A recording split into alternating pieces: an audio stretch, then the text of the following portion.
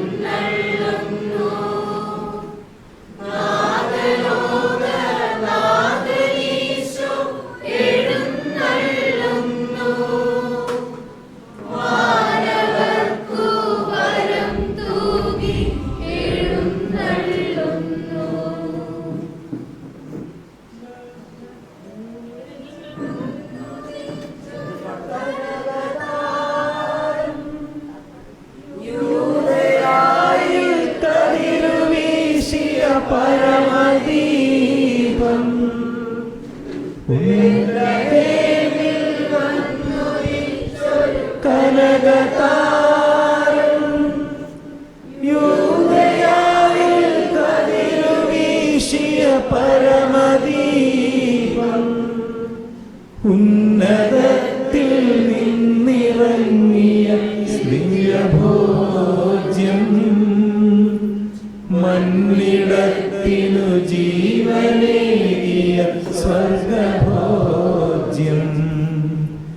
എഴുന്നള്ളുന്നു രാജാവെഴുന്നള്ളുന്നു നാഗലോകനാഥനീശോ എഴുന്നള്ളുന്നു മാനവർത്തു വരം തൂകി എഴുന്നള്ളുന്നു.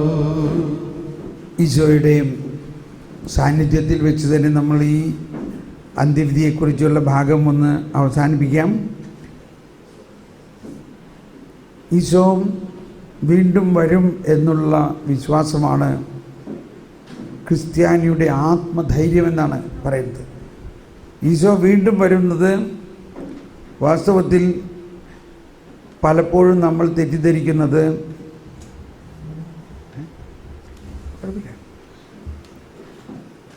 അവിടെ മത്തായിയുടെ സുവിശേഷം 25-ാം അധ്യായത്തിൽ 34-ാമത്തെ വചനത്തിൽ പറയുന്നത്, രാജാവ് പറയും, എൻ്റെ പിതാവിനാൽ അനുഗ്രഹിക്കപ്പെട്ടവരെ, ലോകസ്ഥാപനത്തിനു മുമ്പ് നിങ്ങൾക്ക് വേണ്ടി ഒരുക്കിയിരിക്കുന്ന ആ ദേശം സ്വന്തമാക്കുവിൻ. അപ്പോൾ നമ്മൾ ഏത് സ്റ്റൈലായിരിക്കും നിൽക്കുക? വലതുവശത്തോ ഇടതുവശത്തോ? അപ്പോൾ ഈ കോൺഫിഡൻസാണ് ആദ്യം ഉണ്ടാകേണ്ടത്. നമ്മളിപ്പോൾ ഇവിടെ ഇരുന്ന് ഇടതുവശത്തുകാരെക്കുറിച്ച് വിഷമിക്കേണ്ട ആവശ്യമൊന്നുമില്ല. വിഷമിക്കണ്ടെങ്കിൽ നിങ്ങൾ അവർക്ക് വേണ്ടി പ്രാർത്ഥിച്ചില്ല, അതുകൊണ്ടാണ്. എന്താണ് നമുക്ക് കിട്ടാൻ പോണേന്നൊന്ന് ചിന്തിക്കൂ. പോപ്പ് ഫ്രാൻസിസ് ഒരു 5-6 മാസം മുമ്പ് ഇതിനെക്കുറിച്ച് ഇങ്ങനെ പറഞ്ഞു, കർത്താവിൻ്റെ കരുണ ഏറ്റവും മഹത്വമണിഞ്ഞ് കാണാൻ പോകുന്നത് ഈ അന്ത്യവിധി സമയത്താണ്. ആ വിധിയെക്കുറിച്ച് നിങ്ങൾ ഭയപ്പെടുകയല്ല വേണ്ടത്, നിങ്ങൾ അണിഞ്ഞൊരുങ്ങുകയാണ് വേണ്ടത്. എന്നിട്ട് പറയുകയാണ്, അന്ത്യവിധി സമയത്ത് നിങ്ങൾ ഒറ്റയ്ക്കായിരിക്കില്ല, നിങ്ങളോടുകൂടെ 2 അഡ്വക്കേറ്റുമാരുണ്ടാവും. ആരെല്ലാമാണത്? ഈശോ മിശിഹായും പരിശുദ്ധാത്മാവും. ഉദാഹരണത്തിന്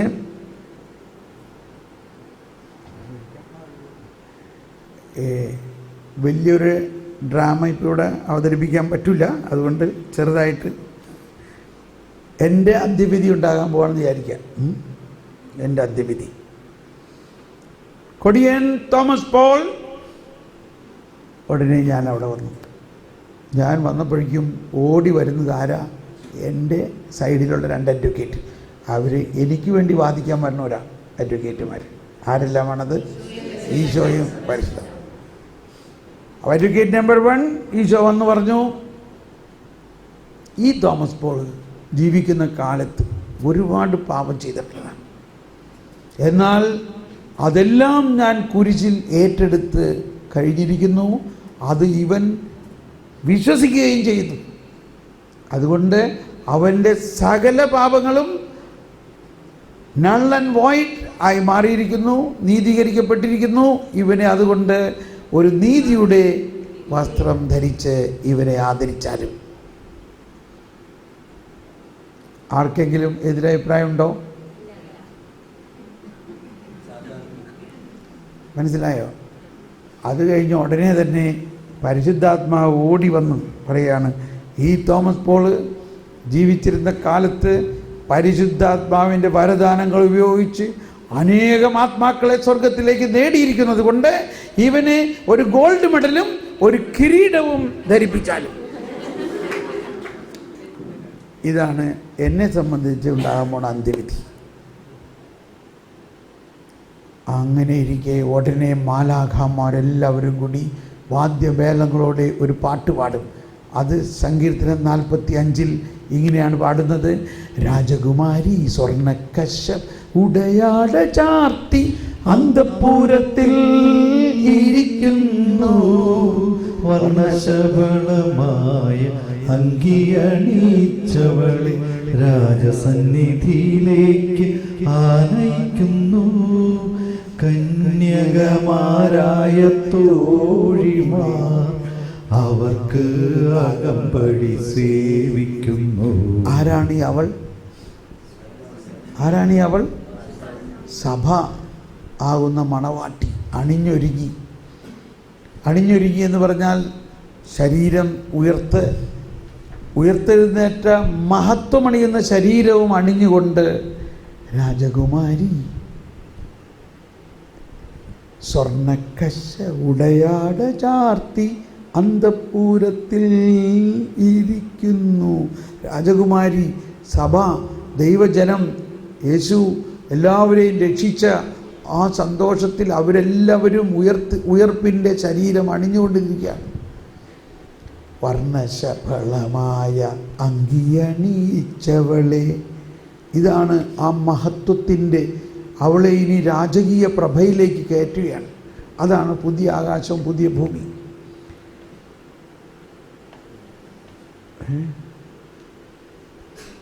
ഇനി ഈ അന്ത്യവിധി കഴിയുമ്പോഴാണ് അടുത്തതാണ് പുതിയ ആകാശം പുതിയ ഭൂമി. ഇനി ഉണ്ടാകാൻ പോകുന്നത് ഒരു പുതിയ ആകാശം പുതിയ ഭൂമിയാണ്. തൽക്കാലം അത്രയും നിൽക്കട്ടെ. അതിൻ്റെ വിശദം നമുക്ക് കുറച്ച് സമയം നാളെ പഠിക്കാം. ഇപ്പോൾ സന്തോഷമായോ? അതേ ഭയമായോ? അത് ഭയമെല്ലാം പോയോ? ഭയമെല്ലാം പോയി. നിങ്ങളൊന്നുകൊണ്ട് വിഷമിക്കേണ്ട. നിങ്ങൾ കർത്താവിൻ്റെ വലതു ഭാഗത്തുണ്ടാകുകയില്ലയോ? എൻ്റെ ശരീരം ഭക്ഷിക്കും, എൻ്റെ രക്തം പാനം ചെയ്യും, മാനവനെന്നിൽ നിവസിക്കും, അവനിൽ ഞാനും നിശ്ചയമായി വിധിയിൽ വീഴാതവനെ ഞാൻ അന്തിമ ദിവസമുയർപ്പിക്കും. നിത്യായുസ്സവനെ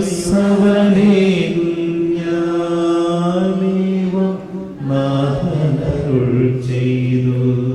വിധിയിൽ വീഴാതെ. ഇതിന് മലങ്കര കുർബാനയിൽ എന്താ നമ്മൾ പ്രാർത്ഥിക്കുന്നത്? ആരെങ്കിലും പ്രാർത്ഥിച്ചു?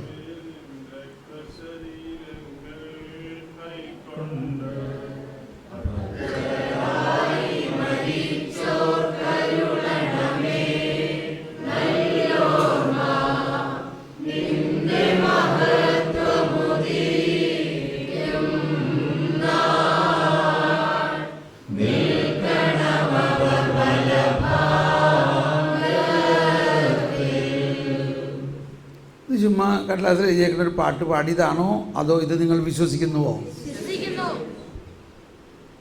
അപ്പോൾ ഇതങ്ങ് വിശ്വസിച്ച് ഒന്നുകൂടി വിശ്വസിച്ചുകൊണ്ടൊന്ന് കരങ്ങൾ ഉയർത്തി ഒന്ന് സ്തുതിച്ചേ. കർത്താവേ സ്തോത്രം, യേശുവേ നന്ദി, യേശുവേ നന്ദി, യേശുവേ.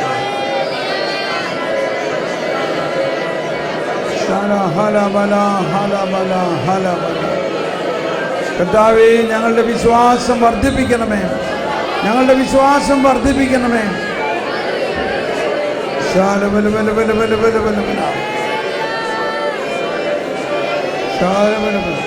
നമുക്ക് എഴുന്നേറ്റ് നിന്ന് സ്തുതിക്കാം. എല്ലാവരും ഒന്ന് എഴുന്നേറ്റ് നിന്നുകൊണ്ട് ഒരിക്കൽ കൂടി ഒന്ന് ശബ്ദമുയർത്തി ഇതൊന്ന് പാടാമോ?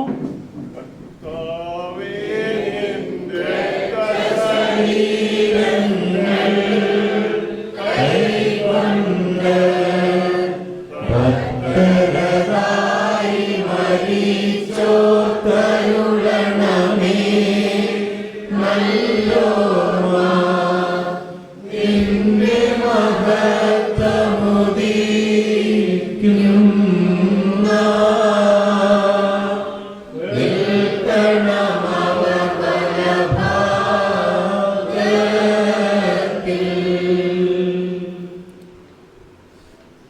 ഈ 5 ദിവസങ്ങളിലുള്ള ഈ ധ്യാനത്തിലൂടെ നമ്മളുടെ ജീവിതത്തിൽ പ്രധാനമായിട്ടും ഉണ്ടായിക്കൊണ്ടിരിക്കുന്ന ഒന്ന്, നമ്മൾ ഒരു പുതിയ സൃഷ്ടിയായി ഏതാണ്ടൊക്കെ മാറിക്കൊണ്ടിരിക്കുകയാണ്. ആണോ അല്ലയോ? ഇന്നും നമ്മൾക്ക് മനസ്സിലായി, വിശ്വാസത്തിൻ്റെ തലത്തിൽ ഒരുപാട് പുതിയ കാര്യങ്ങൾ നമ്മൾ ഇന്ന് പഠിച്ചു. പ്രത്യേകിച്ച് ശരീരത്തിൻ്റെ ഉയർപ്പ്. അതുപോലെ തന്നെ രാവിലെ മുതലുള്ള പ്രാർത്ഥനകളിലെല്ലാം നമ്മൾ പഠിച്ചത് ദൈവത്തിൻ്റെ ആ കരുണയും ആ സ്വർഗീയ അപ്പച്ചൻ്റെ വാത്സല്യവുമാണ്. വീണ്ടും നമ്മൾ അത് തന്നെയാണ് മനസ്സിലാക്കേണ്ടത്. പെട്ടെന്നൊരു ഉദാഹരണം വരുന്നത്, ഒരു വലിയ ടവറിന് തീ പിടിച്ചു. ഒരു 10-20 നിലയുള്ള ഫ്ലാറ്റിന് തീ പിടിച്ചു. പോലീസ് ആ തീ കെടുത്താൻ വേണ്ടി പരിശ്രമിക്കുമ്പോൾ അതിൻ്റെ ഇടയിൽ ഒരു ബാൽക്കണിയിൽ ഒരു 10-12 വയസ്സായ ഒരു മകൻ അവിടെ പെട്ടു. അവനെ രക്ഷിക്കാൻ പോലീസ് ഒരുപാട് പരിശ്രമിച്ചിട്ടും പറ്റുന്നില്ല. അതിൻ്റെ താഴെയുള്ള ഫ്ലാറ്റൊക്കെ തീ കത്തിക്കൊണ്ടിരിക്കുകയാണ്. ഹെലികോപ്റ്ററിൽ ചെന്നിട്ടും അവനതിനകത്തേക്ക് ചാടി പിടിക്കുന്നില്ല. ഹെലികോപ്റ്റർ കയറിട്ട് കൊടുത്തിട്ടും അവൻ പിടിക്കുന്നില്ല. അവസാനം താഴെ ഒരു വലിയ നെറ്റടിച്ചു. പോലീസ് മൈക്കിൽ വിളിച്ചു പറഞ്ഞു, നീ മോനെ എടുത്ത് ചാടിക്കോ. പോലീസ് ഇൻസ്പെക്ടർ പറഞ്ഞു, പോലീസുകാരെല്ലാം പറഞ്ഞു. പക്ഷെ അവൻ ചാടാൻ ധൈര്യമില്ല. അങ്ങനെ ഇരിക്കുമ്പോൾ ആ ഇൻസ്പെക്ടർക്ക് ഒരു ഐഡിയ തോന്നി. അയാൾ ചോദിച്ചു, ഈ മകൻ്റെ അപ്പൻ എവിടെയാണ് ചോദിച്ചു. അപ്പോൾ അപ്പൻ അവിടെ റോഡത്തിരുന്ന് കരഞ്ഞുകൊണ്ടിരിക്കുകയാണ്. അപ്പനോട് പറഞ്ഞു, അപ്പനിങ്ങോട്ട് വന്നേ. അപ്പനിവിടെ അപ്പൻ അപ്പൻ ഇവനോട് മോനെ. അപ്പൻ്റെ അടുത്ത് മൈക്ക് കൊടുത്തിട്ട് പറഞ്ഞു, മോനെ ഇത് അപ്പൻ ഇവിടെ ഉണ്ട്, നീ ചാടിക്കോ. ഓ, അപ്പോൾ അവനെടുത്ത് ചാടി. മനസ്സിലാവുന്നുണ്ടോ? അവൻ ചാടി, ആ നെറ്റിലേക്ക് ചാടി. താഴെ അവനൊരു അപകടമില്ലാണ്ട് സ്വീകരിച്ചു. ഇതൊക്കെ അച്ഛന്മാർ പറയാറുള്ളൊരു പ്രസംഗമാണ്. പക്ഷേ അതെന്നെ വളരെയധികം ചിന്തിക്കുന്നൊരു കാര്യമാണ്. നമ്മൾ കർത്താവ് ആരാന്നാണ് വിചാരിച്ചേക്കണം. കർത്താവ് ഇങ്ങനെ എന്ത് അപകടത്തിലും ചാടിക്കോടാ മോനെ, എൻ്റെ കയ്യിലേക്ക് നീ ചാടിക്കോ. നീ എന്തവസ്ഥയിലാണെങ്കിലും നിന്നെ ഞാൻ സ്വീകരിക്കും. നിന്നെ ഞാൻ ഒരിക്കലും തള്ളിക്കളയുകയില്ല. ഇതിനെതിരായിട്ട് എന്തെങ്കിലും നമ്മുടെ അടുത്തുണ്ടെങ്കിൽ അത് കളയുക. കർത്താവ് അത് മാറ്റണേ. അങ്ങയുടെ കരുണ അത്രയ്ക്ക് വലുതാണെന്നും അങ്ങയുടെ കരുതൽ അത്രയ്ക്ക് വലുതാണെന്നും അങ്ങയുടെ സർവാധിപ ശക്തി അത്രയ്ക്ക് വിശാലമാണെന്നും ഒന്ന് മനസ്സിലായിക്കൊണ്ട് നമുക്കൊരിക്കൽ കൂടി സ്തുതിക്കാം. കർത്താവേ, നന്ദി കർത്താവേ.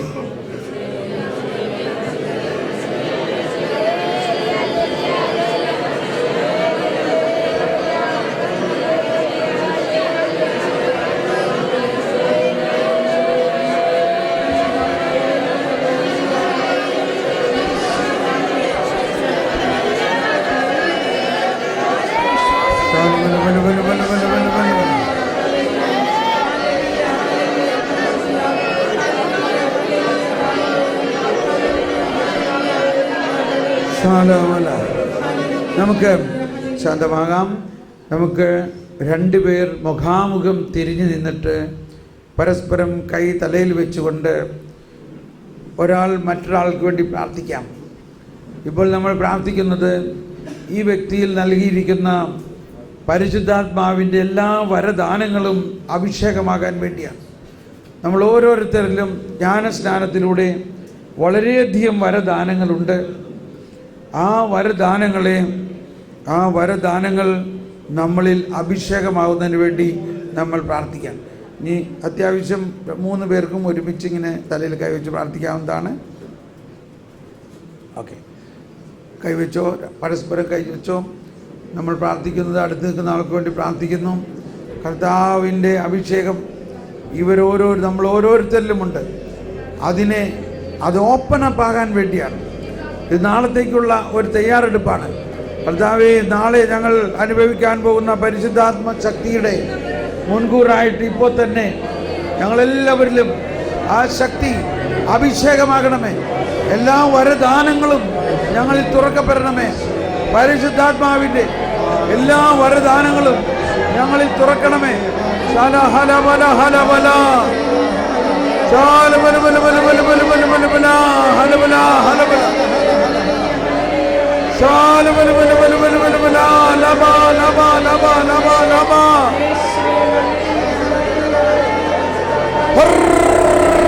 റബ്ബ റബ്ബ റബ്ബ.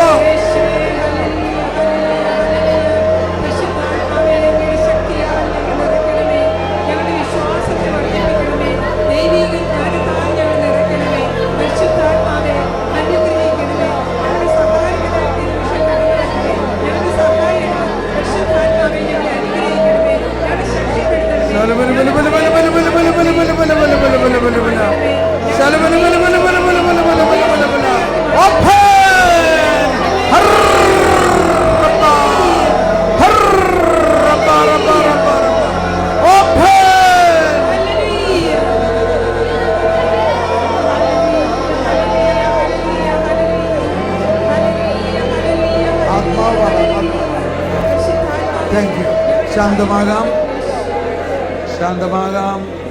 നമുക്ക് ഈശോയിലേക്ക് തിരിയാം. നമ്മുടെ ഉള്ളിൽ അത്യുഗ്രമായ ഒരു വെള്ളച്ചാട്ടം ഉണ്ടാകാൻ പോവുകയാണ്. നമ്മുടെ ഉള്ളിൽ ദൈവത്തിൻ്റെ പരിശുദ്ധാത്മാവിൻ്റെ ഒരു വെള്ളച്ചാട്ടം ഉണ്ടാകാൻ പോവുകയാണ്.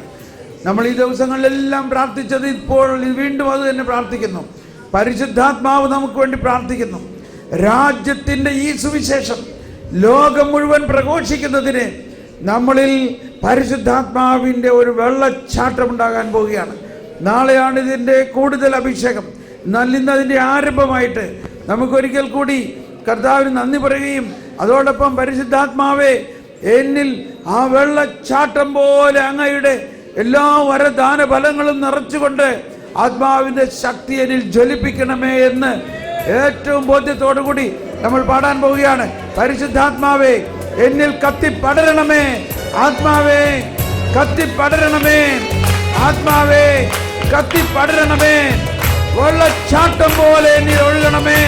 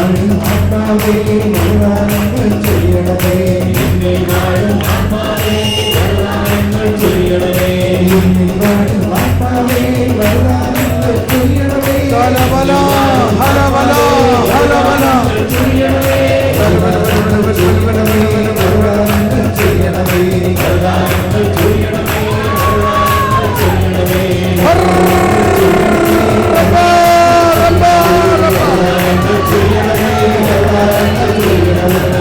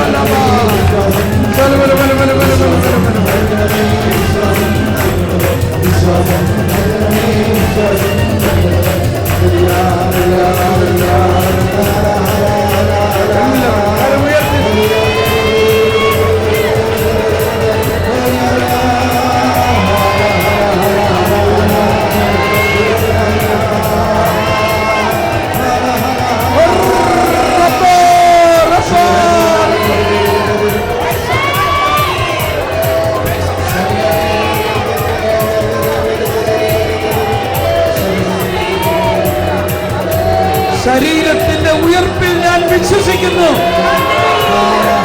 ശരീരത്തിന്റെ ഉയർപ്പിൽ വിശ്വസിക്കുന്നു. ശരീരത്തിന്റെ ഉയർപ്പിൽ ഞാൻ വിശ്വസിക്കുന്നു. ശരീരത്തെ ഉയർപ്പിക്കുന്നവരിതാ ഇവിടെ. അന്ത്യദിനത്തിൽ ലഭിക്കുന്ന ഉയർപ്പ് ഇപ്പോൾ തന്നെ നൽകുന്ന ഉയർപ്പിൽ ഞാൻ വിശ്വസിക്കുന്നു.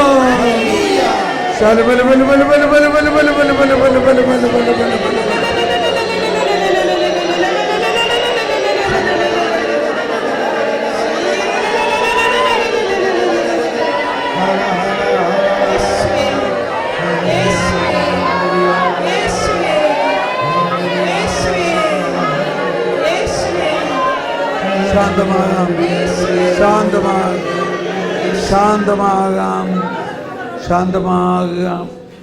നമ്മൾ ഈ അവസാനമായിട്ട് ഈ ആശീർവാദത്തിന് മുൻപായിട്ട് ഒരു കാര്യം, നമ്മൾ ഇന്നത്തെ ദിവസവും അല്ലെങ്കിൽ ദിവസങ്ങളിലെല്ലാം കേട്ടതിൽ നമുക്കിപ്പോഴും മനസ്സിലാകാത്ത എന്തെങ്കിലും ഉണ്ടെങ്കിൽ, ഈശോയെ അന്ന് എമ്മാവൂസിൽ പോയപ്പോൾ ഈശോ അപ്പം എടുത്തവർക്ക് കൊടുത്തപ്പോൾ അവരുടെ കണ്ണ് തുറന്നു. അതിനുശേഷമാണ് പറയുന്നത്, അവൻ വിശുദ്ധ ലിഖിതം മനസ്സിലാകാൻ തക്ക വിധത്തിൽ അവരുടെ കണ്ണ് തുറന്നു. ഇതവർക്ക് വേണ്ടി മാത്രമല്ല, ഉത്തിതനായ കർത്താവാണ് വിശുദ്ധ ലിഖിതത്തെ നമുക്ക് വെളിപ്പെടുത്തി തരുന്നത്. ആർക്കെങ്കിലും ഇപ്പോൾ വളരെ ശക്തമായ സംശയങ്ങളുണ്ട്, എനിക്ക് മനസ്സിലാവുന്നില്ലെങ്കിൽ, ഇപ്പോൾ നമുക്ക് എല്ലാവർക്കും പ്രാർത്ഥിക്കാം. ഞങ്ങൾ ഈ സമൂഹത്തിലും അല്ലെങ്കിൽ നമ്മുടെ ഭവനങ്ങളിലും മറ്റുള്ളവർക്കെല്ലാം ഇത് മനസ്സിലാവുന്ന മാതിരി ഇത് വീഡിയോയിലൂടെ കേൾക്കുന്നവരും, പ്രത്യേകിച്ച് ഇത് ലൂമിനസ് റേഡിയോയിലൂടെ ഇതിൻ്റെ ലൈവ് ബ്രോഡ്കാസ്റ്റിംഗ് നടന്നുകൊണ്ടിരിക്കുന്നു.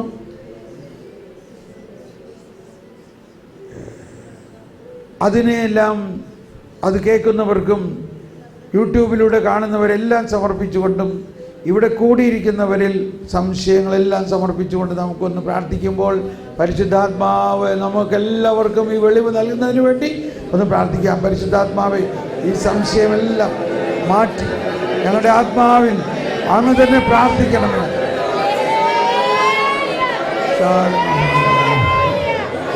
Hallelujah, hallelujah. ശല ഹല ബല ഹല ശല ബല ഹല ബല ഹല.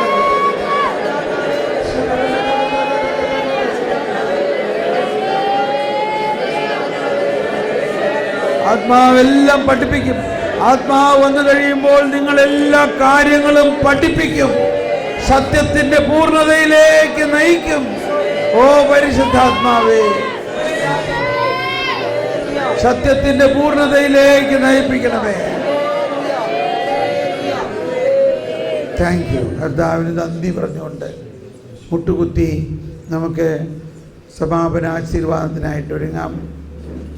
സമാപനാശീർവാദത്തിനായിട്ടൊരുങ്ങാം.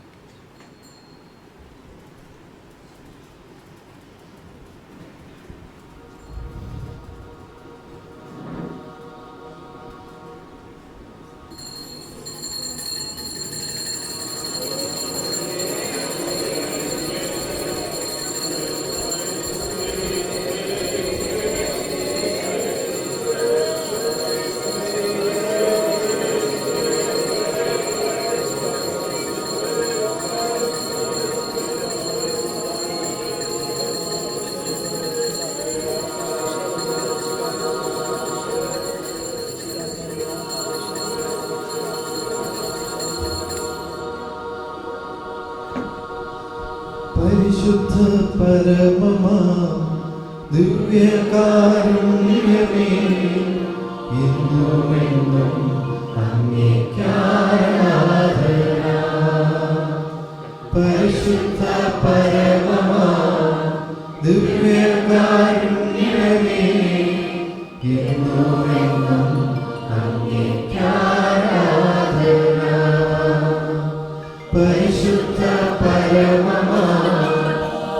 ദിവ്യകാരുണ്യമേ എന്നുമെന്നും